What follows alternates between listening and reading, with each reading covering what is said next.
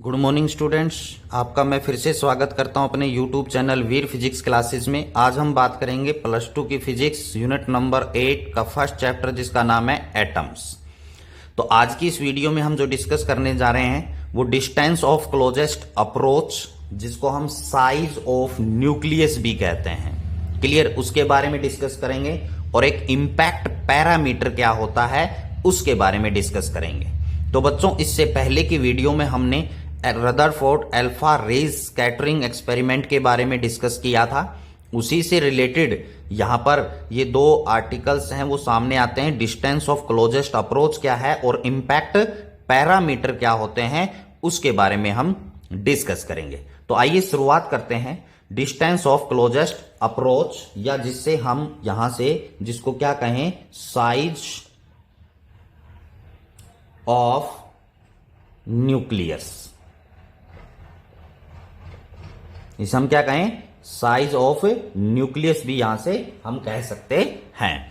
तो बच्चों, distance of closest approach को समझने के लिए दोबारा से हम अल्फा रेज स्कैटरिंग, जो अल्फा पार्टिकल स्कैटरिंग है, उसी डायग्राम को बनाते हैं जिसके बारे में मैंने डिस्कस किया था लास्ट, इससे पहले की वीडियो में, कि कैसे पार्टिकल्स हैं वो स्कैटर्ड, अल्फा पार्टिकल है वो कैसे स्कैटर्ड होता है। तो क्लोजेस्ट अप्रोच डिस्टेंस को समझने के लिए जैसे हम ये लेते हैं, ये हमारे पास एटॉमिक न्यूक्लियस है, पॉजिटिवली चार्ज। ये कौन है? Atomic nucleus. क्लियर? तो आपको पता है यहां पर हमने अल्फा रेज स्कैटरिंग में डिस्कस किया था, सोर्स है, सोर्स से अल्फा पार्टिकल्स यहां पर आएंगे। कौन आएंगे? Alpha particle. और वो यहां पर अल्फा पार्टिकल आएगा तो जिस अल्फा पार्टिकल का सामना एग्जैक्टली एटॉमिक न्यूक्लियस से होगा वो वापिस 180 डिग्री एंगल से स्कैटर्ड हो जाएगा। वापिस कितने एंगल से स्कैटर्ड होगा? 180 डिग्री से। तो मींस यहां से जो अल्फा पार्टिकल है वो बिल्कुल एटम से नहीं टकराएगा, एक डिस्टेंस तक पहुंचकर वापिस चला जाएगा। क्लियर? तो इस बात को समझना है, क्योंकि अल्फा पार्टिकल है, अल्फा पार्टिकल के ऊपर भी कौन सा चार्ज है? पॉजिटिवली। एटॉमिक न्यूक्लियस के ऊपर भी कौन सा चार्ज होता है? पॉजिटिव। तो पॉजिटिव पॉजिटिव आपस में क्या करेंगे? रिफ्लेक्शन होगा। तो बच्चों, यहां से जो अल्फा पार्टिकल आएगा वो इस न्यूक्लियस से टकराएगा नहीं, एक पहले ही एक डिस्टेंस से वापिस चला जाएगा। क्लियर? अब जैसे ये पहला पार्टिकल है, इसी प्रकार जैसे दूसरा अल्फा पार्टिकल आएगा वो यहां से पहुंचकर एक लार्ज एंगल से क्या होगा? स्कैटर्ड होगा। ये हमने डिस्कस किया था लास्ट टाइम भी, लेकिन अब से फिर से बता रहा हूं। ये सेकंड अल्फा पार्टिकल है। क्लियर? तो कहने का मतलब यहां पर फिर डिस्टेंस ऑफ क्लोजेस्ट अप्रोच का मतलब क्या है? डिस्टेंस, दूरी, क्लोजेस्ट मतलब नजदीक पहुंचना, अप्रोच कितना वो नजदीक पहुंच पाता है। तो जैसे पहला अल्फा पार्टिकल है वो यहां तक पहुंचा, इसके आगे नहीं पहुंच पाया, तो यहां से क्या हो गया? एक एंगल से 180 डिग्री से क्या हो गया? रिफ्लेक्ट। तो यहां से ये डिस्टेंस और सेंटर ऑफ एटॉमिक न्यूक्लियस के बीच की जो डिस्टेंस है उसे क्लोजेस्ट अप्रोच डिस्टेंस बोलते हैं, और आर नोट से इसको डिनोट किया जाता है बच्चों। क्लियर? क्लोजेस्ट अप्रोच मतलब अल्फा पार्टिकल कितनी डिस्टेंस तक वो उसके क्लोज पहुंच पाया, वो क्लोजेस्ट अप्रोच डिस्टेंस होती है। क्लियर हो गया? तो यहां से टकरा, इससे आगे नहीं जा पाएगा, रिफ्लेक्ट हो गया। क्लियर? तो ये क्या हो गई? क्लोजेस्ट अप्रोच डिस्टेंस हो गई यहां पर, जिसको आर नोट से डिनोट किया जाता है। क्लियर? अब इसके बाद बात आती है कि इस आर नोट को, यानी क्लोजेस्ट अप्रोच जो डिस्टेंस है, इसको कैसे कैलकुलेट करें।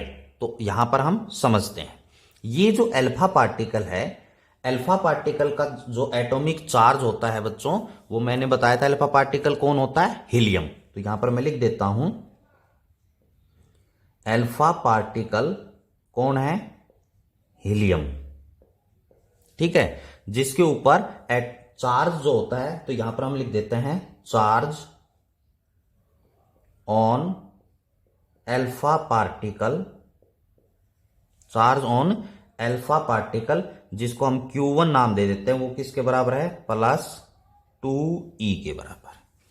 2 है, e क्या होता है? Basic unit of charge according to quantization of charge q that is equal to ne। अब इसके बाद चार्ज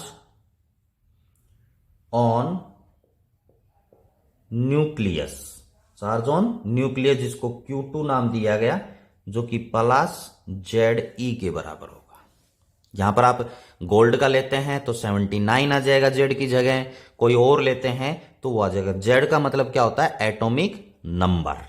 क्लियर? उसको एटॉमिक नंबर को हमने मल्टीप्लाई कर देते हैं बेसिक यूनिट ऑफ चार्ज से, तो ये दूसरा चार्ज आ गया Q2। क्लियर हो गया? यहां से अल्फा पार्टिकल, इसके ऊपर जो चार्ज है वो किसके बराबर है? Ze के बराबर है। क्लियर? तो अल्फा पार्टिकल इसकी तरफ जा रहा है, तो ये दो चार्ज हैं वो यहां पर हो गए। क्लियर? अब इसके बाद जो बात आती है वो क्या आती है कि इलेक्ट्रिक पोटेंशियल। इलेक्ट्रिक पोटेंशियल आपने पढ़ रखा है। इलेक्ट्रिक पोटेंशियल का जो फॉर्मूला होता है वो क्या होता है बच्चों? 1/4πε0 Q divided by R। This is the formula for electric potential. ये सोर्स ऑफ चार्ज होता है। तो इसको अगर इसी फॉर्म में यहां पर हम लिखें तो ये किसके बराबर आएगा बच्चों? 1/4πε0 Q। चार्ज जो है, main charge, source of charge है वो कौन है? न्यूक्लियस का, एटॉमिक न्यूक्लियस का, तो वो क्या है? Ze। R डिस्टेंस कितनी है? R0, मतलब क्लोजेस्ट अप्रोच। इतनी ही इन दोनों के बीच में डिस्टेंस कितनी है? अल्फा पार्टिकल और एटॉमिक न्यूक्लियस के बीच में डिस्टेंस कितनी है? R0। तो यहां पर R की जगह क्या ले लिया? R0 ले लिया। क्लियर? ये सोर्स ऑफ चार्ज होता है। बेसिकली जो चार्ज है ये है यहां पर। क्लियर?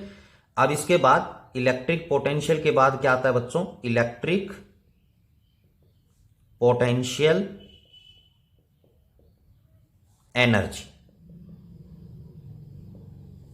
इलेक्ट्रिक पोटेंशियल एनर्जी आपको पता है, electric potential multiply by charge होता है। तो इलेक्ट्रिक पोटेंशियल आपके पास क्या है? 1/4πε0 Ze divided by R0 multiply by Q। किस चार्ज को लेके आ रहे हैं? अल्फा पार्टिकल, जो कि क्या है? जिसके ऊपर चार्ज कितना है? 2e के बराबर। किसके बराबर है? 2e के बराबर।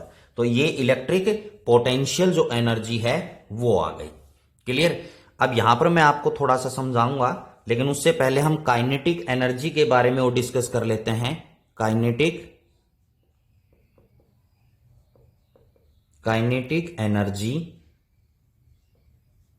Is equal to half of mv square के बराबर होती है।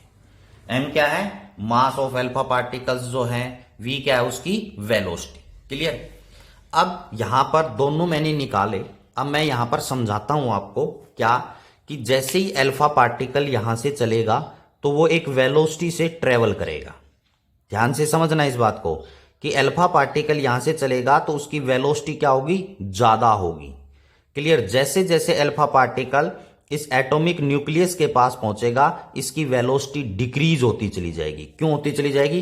क्योंकि यहां पर ये पॉजिटिवली चार्ज है, ये भी एक पॉजिटिव चार्ज है, इसके साथ हाई स्पीड से आएगा, लेकिन इसके नजदीक आएगा तो इसकी वेलोसिटी क्या होगी? Decrease. Means kinetic energy decrease होती चली जाएगी और पोटेंशियल एनर्जी इंक्रीज होती चली जाएगी। According to law of conservation of energy, total energy remain constant, मतलब kinetic plus potential remain constant. तो यहां पर आपके पास अल्फा पार्टिकल यहां से आएगा तो उस दौरान उसकी वेलोसिटी ज्यादा होगी। जैसे जैसे इसके नजदीक पहुंचेगा तो आपको पता है रिपल्सिव जो फोर्स है वो इंक्रीज होता चला जाएगा, तो इसकी वेलोसिटी क्या होगी? डिक्रीज होती चली जाएगी। और जब वो क्लोजेस्ट अप्रोच डिस्टेंस पर पहुंच जाएगा, मतलब यहां पर पहुंचा, उसके बाद वापिस जाएगा, यहां तक पहुंचा, तो इस स्टेज में आकर इसकी काइनेटिक एनर्जी जीरो हो जाएगी, पोटेंशियल एनर्जी वो क्या हो जाएगी? मैक्सिमम हो जाएगी। क्लियर? क्योंकि वेलोसिटी क्या हो गई? घट गई, डिक्रीज हो गई, यहां पर बिल्कुल जीरो हो गई, और पोटेंशियल एनर्जी क्या होगी? इंक्रीज हो जाएगी उसकी। क्लियर? उसके बाद ये अल्फा पार्टिकल कहां जाएगा? वापिस एक एंगल से स्कैटर्ड होगा। क्लियर हो गया? तो इसलिए हमने यहां पर काइनेटिक और पोटेंशियल और काइनेटिक एनर्जी है वो हमने निकाली है। क्लियर? अगर हम यहां पर if there is a no loss of energy, तो वी यहां पर हम लिख देते हैं we if we neglect the loss of energy then kinetic energy is equal to the electric potential energy। तो काइनेटिक एनर्जी कितनी है बच्चों, half of mv square. Potential energy है वो किसके बराबर है, 1/4 पाई एप्सिलॉन नॉट टू, आपको समझ में नहीं, यहां पे लिख देता हूं 2 ZE square divided by R not, क्योंकि यहां से 2 है, ये Z है, ये 2 है, तो 2ZE का क्या हो जाएगा स्क्वायर R नॉट। तो ये दोनों का एनर्जी क्या होंगी, बराबर, अगर कोई भी लॉस नहीं हुआ। तो यहां से हमने R नॉट निकालना है, क्लोजेस्ट अप्रोच डिस्टेंस। तो R नॉट इधर चला जाएगा, काइनेटिक एनर्जी इसके नीचे आ जाएगी। तो यहां पर आपके पास क्या आएगा, 2ZE square divided by 4 pi epsilon not, और यहां पर आपकी kinetic energy half of mv square, half of mv square. तो ये क्लोजेस्ट अप्रोच डिस्टेंस आ गई, जिससे हम साइज ऑफ न्यूक्लियस भी कहते हैं। तो बच्चों ये आपके पास एक मैथमेटिकली एक्सप्रेशन है डिस्टेंस ऑफ क्लोजेस्ट अप्रोच का, क्लियर। तो वो minimum distance up to which the alpha particle approach to atomic nucleus, this is denoted by R naught and this is expression for closest approach distance. आइए बच्चों अब हम next point पर आते हैं, इंपैक्ट पैरामीटर, जो कि ये भी रदरफोर्ड अल्फा पार्टिकल्स के बारे में जो डायग्राम डिस्कस किया था वहीं से हमारे सामने आता है कि इंपैक्ट पैरामीटर क्या होता है। It is defined as the perpendicular distance of the initial velocity vector of the alpha particle from the central line, यानी ये एक परपेंडिकुलर डिस्टेंस होती है of initial velocity vector of the alpha particle from the central line of the nucleus. Nucleus की central line से जो perpendicular distance होती है अल्फा पार्टिकल्स की, when the alpha particle is far away from the nucleus of the atom, जो nucleus का atom है उससे जब दूर होता है तो उस दौरान सेंट्रल लाइन से perpendicular distance of the alpha particle is called impact parameter. अब इसको हम डायग्राम से समझते हैं। डायग्राम से आपको बहुत जल्दी समझ में आ जाएगा कि जैसे हमने ये एटॉमिक न्यूक्लियस लिया, positively charge atomic nucleus, clear. तो यहां से जो सेंट्रल लाइन है अल्फा पार्टिकल, यहां से ये एक प्रकार से क्या है, सेंट्रल लाइन, ठीक है। इस सेंट्रल लाइन के अलोंग अल्फा पार्टिकल आया और 180 डिग्री से ये रिफ्लेक्ट हो गया, यहां पर ये theta that is equal to 180 degree. तो ये क्या है, सेंट्रल लाइन है, क्लियर। इसको क्या बोलते हैं, न्यूक्लियस, एटॉमिक न्यूक्लियस की सेंट्रल लाइन है, क्लियर। इस सेंट्रल लाइन से परपेंडिकुलर डिस्टेंस, जैसे ये पहला अल्फा पार्टिकल है सेंट्रल लाइन पे, ये एक आपके पास सेकंड अल्फा पार्टिकल आया और एक एंगल से ये क्या होता है, रिफ्लेक्ट हो जाता है, क्लियर। एक एंगल से ये क्या होता है, रिफ्लेक्ट, थीटा एंगल से रिफ्लेक्ट हो गया। तो ये जो सेंट्रल लाइन है और ये सेकंड क्या है, दूसरी लाइन है, अल्फा पार्टिकल है। तो इन दोनों सेंट्रल लाइन और इस अल्फा पार्टिकल्स जो सेकंड आया, इसके बीच की जो परपेंडिकुलर डिस्टेंस है, इसे इंपैक्ट पैरामीटर बोलते हैं। तो इंपैक्ट पैरामीटर अब इन दोनों के बीच में क्या होगा, ये अब जैसे थर्ड पार्टिकल आया आपके पास, यहां पर थर्ड पार्टिकल यहां से आगे गया एक हल्के एंगल से, यानी कम एंगल से क्या हुआ, स्कैटर्ड हुआ, रिफ्लेक्ट हुआ, क्लियर। तो यहां से इसका इंपैक्ट, थर्ड नंबर पार्टिकल का इंपैक्ट पैरामीटर क्या होगा, यहां से सेंट्रल लाइन से यहां तक के बीच की जो परपेंडिकुलर डिस्टेंस होगी उसे हम इंपैक्ट पैरामीटर बोलते हैं। और impact parameter is denoted by b, ये एक बी है। तो जैसे जैसे सेंट्रल लाइन से अल्फा पार्टिकल दूर होते चले जाएंगे, इंपैक्ट पैरामीटर भी इंक्रीज होता चला जाएगा, क्लियर। ये यहां पर सेकंड पार्टिकल इसी प्रकार इस सेंट्रल लाइन से यहां पर भी पार्टिकल ऊपर से भी आएगा अल्फा पार्टिकल्स, ठीक है। ये भी क्या होगा, एक लार्ज एंगल से स्कैटर्ड हो जाएगा। इसी प्रकार यहां भी आपके पास अल्फा पार्टिकल आएगा। क्लियर? तो यहां से अलग अलग अल्फा पार्टिकल्स हैं वो आते हैं, तो सेंट्रल लाइन से जो परपेंडिकुलर डिस्टेंस होगी ये अल्फा पार्टिकल, ये सेंट्रल लाइन, इससे परपेंडिकुलर जो डिस्टेंस होगी उसे हम इंपैक्ट पैरामीटर बोलते हैं। एंड इंपैक्ट पैरामीटर का यहां पर ये डेफिनेशन और इंपैक्ट पैरामीटर का यहां से आपने फॉर्मूला करना है जिसको हम बी से डिनोट करते हैं, that is equal to 1/4πε0 Z E square cot θ/2 divided by E. यहां पर 1/4πε0 फर्स्ट यूनिट में आपने पढ़ रखा है, 1/4πε0 की वैल्यू कितनी होती है 9 × 10⁹ के बराबर।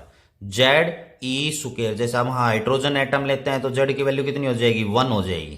क्लियर? लेकिन यहां पर जैसे हम गोल्ड फॉइल के लिए ले रहे हैं तो गोल्ड फॉइल, तो यहां पर जेड एटॉमिक नंबर ई का स्क्वायर मतलब इलेक्ट्रॉन का स्क्वायर है, कॉट θ/2 डिवाइडेड बाय ई। ई क्या है? काइनेटिक एनर्जी, जो कि हाफ ऑफ mv स्क्वायर के बराबर होती है।